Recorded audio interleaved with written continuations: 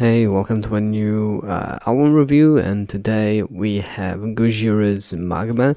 Gojira is actually a band that I've heard before, quite a bit actually, and Magma was actually the first album that I've heard. I came across it 8 years ago, according to YouTube, is when the album was released. So yeah, 8 years ago is wow, that's been a long time. But yeah, I came across Silvera and Stranded, the two singles of the album. And essentially, if you're not familiar with Gojira, the best way I can describe Gojira to you is basically um, imagine like metal, but like there's a lot of notes, but the like speed is very low.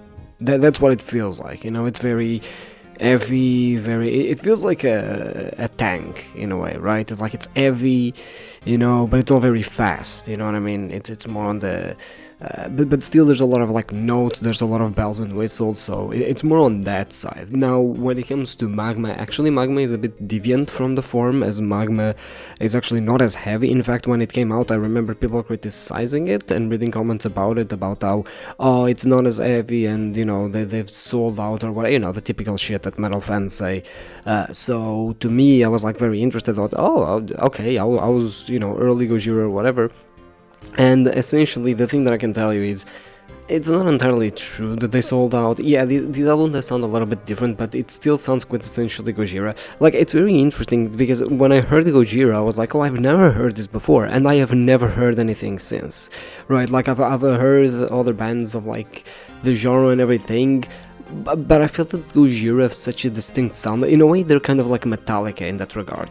Where like Metallica, okay, yeah, sure, there's plenty of thrash metal bands, but no metal band sounds like Metallica, you know what I mean? Like, Metallica sound like Metallica, that's it, and I think Gojira is sort of in the same registry. It's like, yeah, sure, you have a lot of, what is even this, like prog metal? I know that this is considered prog metal, was more like groovy, there's a lot of like groove, there's a lot of focus on the rhythm and everything, so I guess you can call it like groove metal or whatever. I'm pretty sure I've read somewhere that's a thing, so I'm gonna go with, yeah, this is like groove metal, and essentially it's sort of like it's very their sound. And with Magma they took a little bit of a different approach, where it's still their sound, but it's not as heavy, I would say.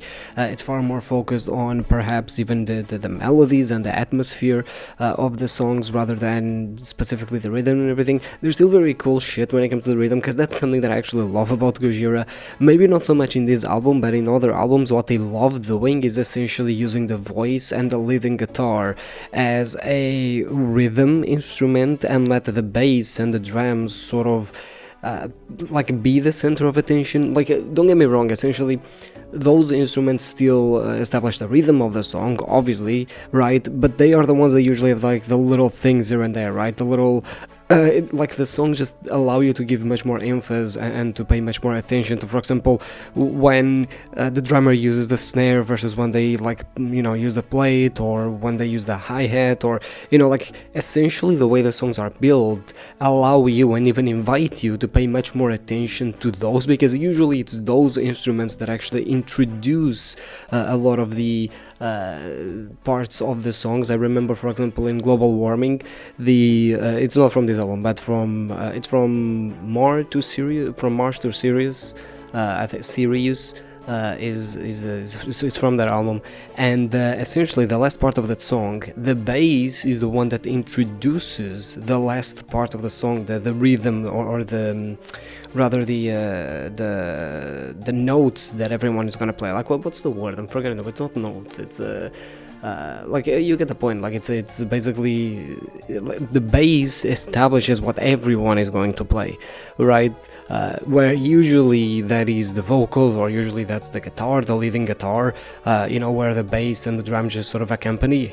Like with Gojira, they love displaying more prominently the bass and the drums in that regard, which is why like a lot of the songs are very groovy. Not to say that the leading guitar or the vocals aren't needed, or that they don't have a place. They do, but it's more so they are almost equals to everything else, as opposed to being on top of the other, because usually the way a lot of songs build, or a lot of bands build songs, is the drums and the bass are sort of there, like They're the foundation of the house, where the guitar and the vocals are like the walls, right? With Gojira, it feels that everything is the foundation, right? It feels that everything is on equal parts, and that makes it so much better, or like so much cooler, to actually focus on the drumming and everything, which is phenomenal, by the way. The drumming here and the bass, but especially the drumming, is fucking phenomenal, and a lot of the guitars as a result tend to fall a bit more to the background, and that's good because it allows the guitars to also play more of a supportive role, which you don't see that often when it comes to a lot of metal bands,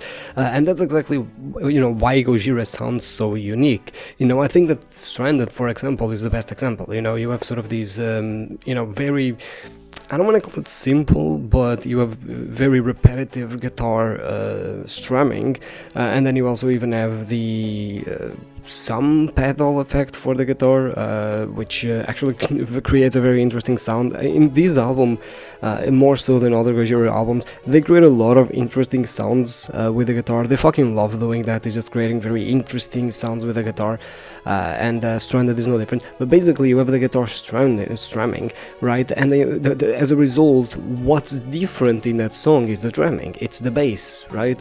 Those are the different instruments. So as a result, when you're hearing the song and when you're accompanying the song, you almost pay more attention to the things that are different, in this case being the drumming, right, which actually plays a couple of extra things than the rhythm guitar, where the rhythm guitar is just there to establish the rhythm, right? That's kind of the point.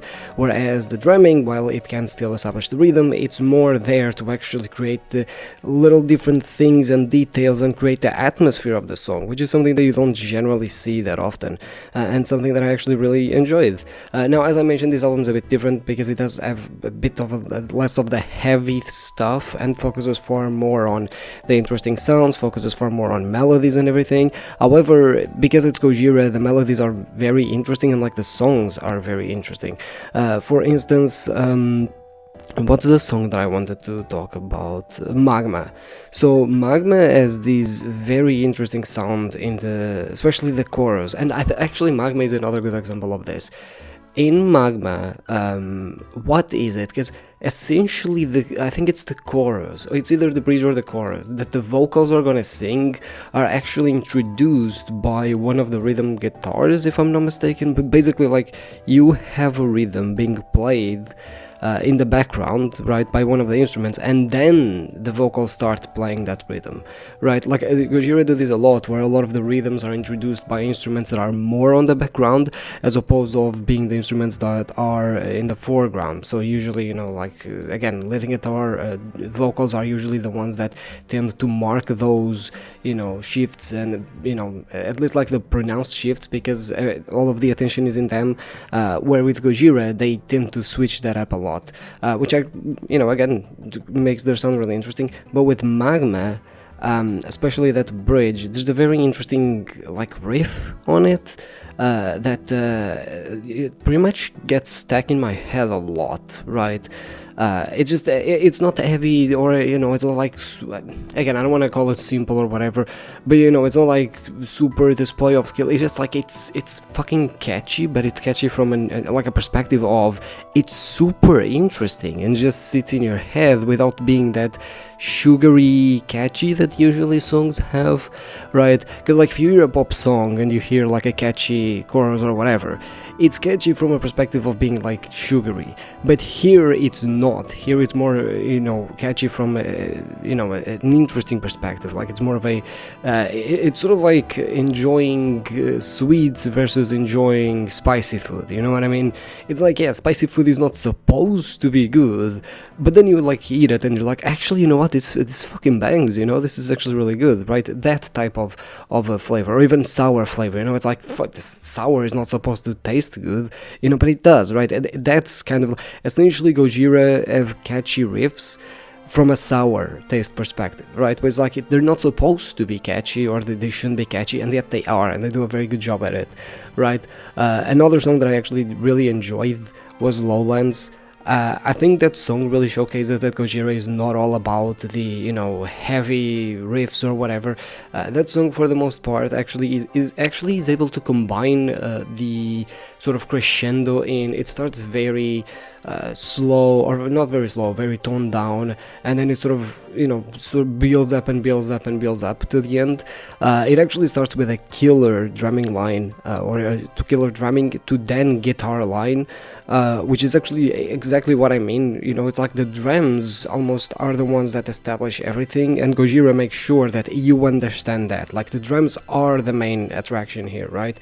Again, they're not the main attraction, like every instrument is kind of like in the same level, but like contrary to other bands where it feels like the drumming is just on the background, Gojira makes sure that you pay attention to it, that you notice that it's there and you notice everything that it's doing, right? Yeah, this song just really showcases how Gojira can be heavy without necessarily being super heavy, and be super melodic at that, right? Like, I think that oftentimes people think that Gojira is just, oh yeah, it's just heavy or whatever, but honestly, they have very, very, like, cool melodic shit as well. And when I say melodic shit, I don't even mean that it's not heavy. It still is. It's just really nice melodic stuff. I mean, Shooting Star is pretty much on the same registry as Lowlands, actually.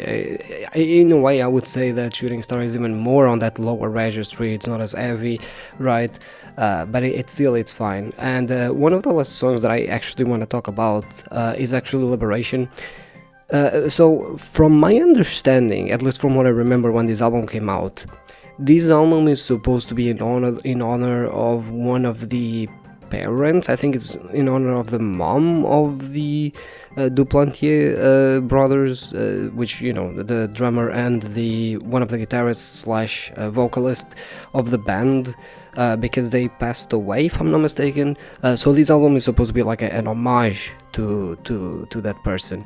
So as a result, it's why it's also not as heavy, you know. And Liberation is a song that, contrary and contrasting to the rest of the album, it's a song that it's very like light. It's very from what I remember, there was something about it. It has the sort of these drums, but it's sort of like these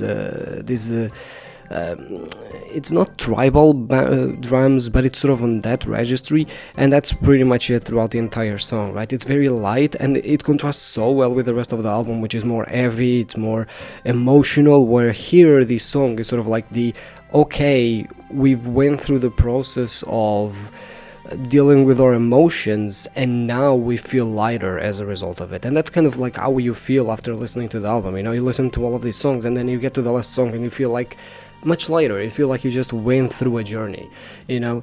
Because honestly, one thing I'll say, Gojira's songs are not easy to digest. As in, like, okay, they're easy to digest from the perspective they're easy to listen to, but if you really want to pay attention, man, there's a lot of shit in them, and they're not necessarily easy to digest. So yeah, and speaking of, well, you know, I also was paying a little bit of attention to the lyrics, and yeah, they talk about, you know, something that I find really interesting about usually non-English or non-native English speakers writing stuff, and especially writing songs in English, is that they can be very interesting in the way that they write it. It's the same shit with Opeth writes very interesting lyrics, and you can kind of see that it's sort of like they sound kind of weird, right? And it's the same with Gojira. Like, a lot of the lyrics in this album are kind of like weird, and they have certain like or not structural on themselves, but more how the sentences run back to back, and like some of the structure of the sentences do pretty much showcase that they're not native speakers, and that's good because it contributes more to that. Gojira already sounds weird comparatively speaking to a lot of like other metal bands, right? They have like their very unique sound. The lyrics contribute even more to that, so it makes them even more unique, right? So that's an even more positive thing to them. And in this album, a lot of the lyrics do allude to you know, just a lot of the emotion, you know, the shooting star alludes a lot to passing away and everything, and like sort of questioning who's on the other side, right? Yeah, like you know, Stranded, for example, is more of the struggle, right? The what's the word? anguish, right? That sort of you go through, and where you feel lost, you feel trapped, you know. So I don't usually pay attention to the lyrics, but here I kind of did actually. So I guess that worked out. But yeah, honestly, top notch. I mean, I understand this album was controversial when it came out because it wasn't as heavy or whatever, but like this album is actually really fucking good, you know. Like I listened to the singles when it came out, and I was like, oh, you know, the singles are fine. I didn't know anything else about Gojira, and I was like, I didn't know what the hell, like the people were talking about when it came to, oh, this is, you know, Gojira selling out or whatever. I fucking disagree. Like this is quintessential Gojira. Now that I know more about Gojira, this is quintessential Gojira, and on top of that, it's fucking peak as well. This album is fucking peak. I don't care what anyone says. This album is absolute fucking peak.